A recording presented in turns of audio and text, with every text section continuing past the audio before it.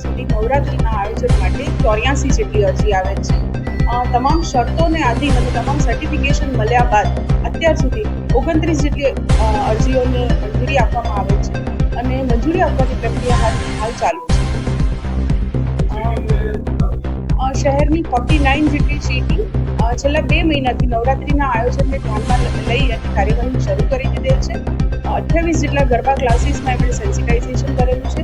28 જેટલા ગરબા ક્લાસમાં 3000 જેટલી મહિલાઓને self defence, eve teasing, cyber bullying તમામ માટે સેન્સિટાઇઝ કરવામાં આવે છે. ઉપરાંત 39 જેટલી શાળા કોલેજોની 4800 જેટલી વિદ્યાર્થીનીઓને પણ આ જ પ્રકારની તાલીમ આપવામાં આવેલ છે અને એમને સેન્સિટાઇઝ કરવામાં આવેલ છે. શી ટીમ અમદાવાદ શહેરમાં ખાસ કરીને SG road, Sindhu Bhavan road અને રિવરફ્રન્ટ અને શહેરના અમુક એવા ડાર્ક ઝોન કે જ્યાં સીસીટીવી કેમેરાઝ નથી અથવા તો ઘણી વખત એવા ડાર્ક સ્પોટ રહી જતા હોય છે, ત્યાં પણ એમનું ખાસ પેટ્રોલિંગ કરવામાં આવશે. શી ટીમ દ્વારા ખાનગી કપડામાં અને ટ્રેડિશનલ ડ્રેસીસમાં ગરબાના આયોજન સ્થળે તથા શેરી ગરબા અથવા જે કે પણ નાના મોટા આયોજનો હોય છે ત્યાં ભાગ લેશે અને એન્ટી રોમિયો સ્કોડ તરીકે પણ એ લોકો કામ કરશે અને ઇવ ટીઝિંગ કરતા હોય અથવા તો કોઈ પણ પ્રકારની છેડતીના બનાવ બનતા હોય એને રોકવા માટે એ ડિકોય પણ ગોઠવશે.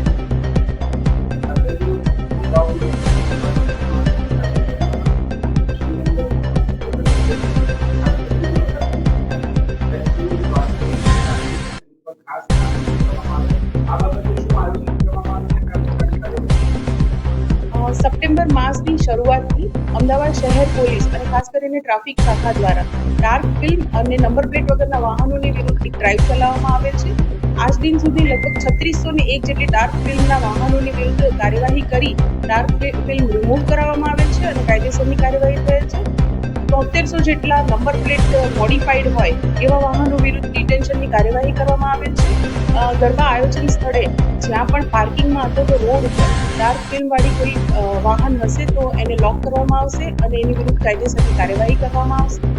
ઉપરાંત બાઇક રેસર્સ, કાર રેસર્સ અને જે રોડ ઉપર સ્ટન્ટ કરતા હોય છે એના માટે પણ પોલીસ દ્વારા સખત કાર્યવાહી કરવામાં આવશે.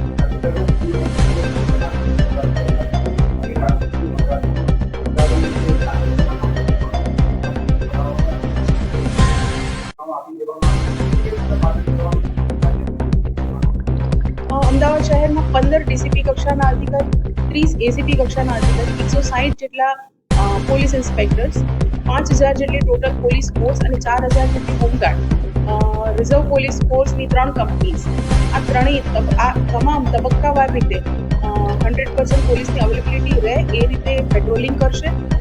ગરબા દરમિયાન લો એન્ડ ઓર્ડર મેન્ટેન થાય એ માટે તમામ કાર્યવાહી કરશે. વધુમાં અમદાવાદ શહેરમાં લો એન્ડ ઓર્ડર માટે એક સ્પેશિયલ એક્શન ફોર્સનો પણ ઉપયોગ કરવામાં આવનાર છે અને લોકોની સલામતી અને સુરક્ષા, મહિલા સુરક્ષા, ટ્રાફિક નિયમન અને સિટીનું ઓવરઓલ લો એન્ડ ઓર્ડર એ 4 પોઈન્ટ ઉપર અમદાવાદ શહેર ફોકસ કરીને કામગીરી કરશે.